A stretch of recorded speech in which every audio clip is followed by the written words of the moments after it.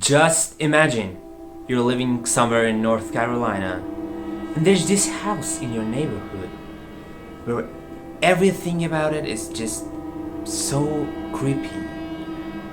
You have heard some shouts and screams, weird people weirdly enter and exit, and you also have heard some shooting sounds.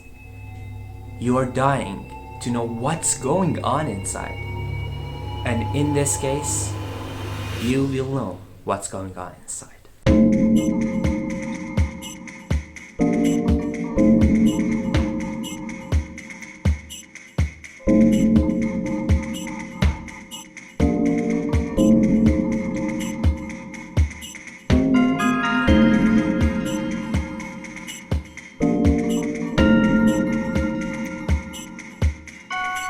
Hey guys, welcome to the new video.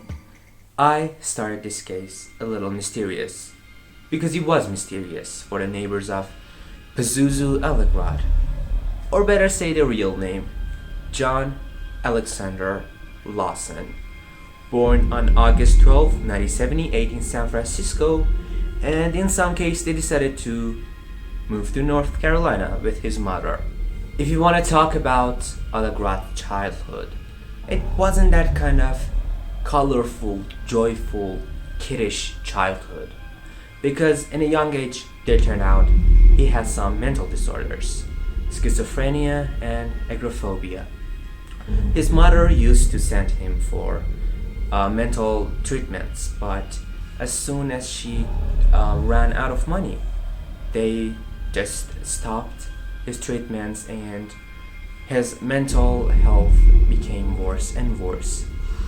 In an interview, his mother said he wasn't by any means an angel, but he wasn't a bad person or a bogeyman or whatever phrases people have called him. Okay, do you remember that house that I mentioned earlier in the beginning of the video? Of course, that's Algarad's house, and just everything around this house was super creepy and weird. In 2002, Algarad changed his name to Pazuzu illah Algarad. He chose that name from one of those demon-relating movies.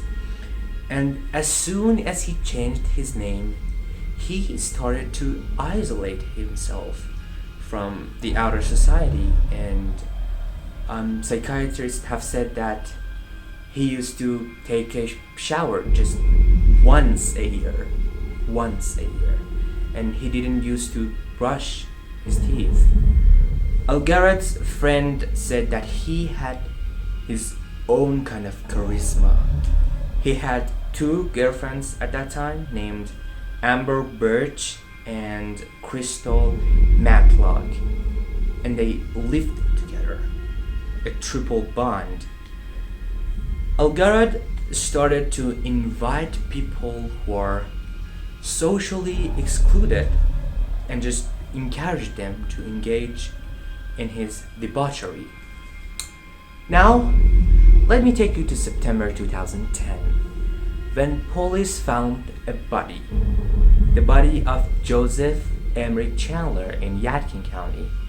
And from now on, the real big troubles began for Algarad. He got accused because he was allowing a suspect of that murder live in his house. The House of Horrors is the title they gave to that house. First of all, it turned into a club, more specifically, a Satanism club.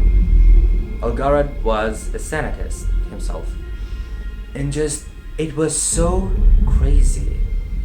He didn't care if anyone wants to stay there for months, or they did whatever they wanted to do. This is 2004, and neighbors are really suspicious. And police have finally the permission to enter that house and fully investigate it. Look at this video. You see, this is insane.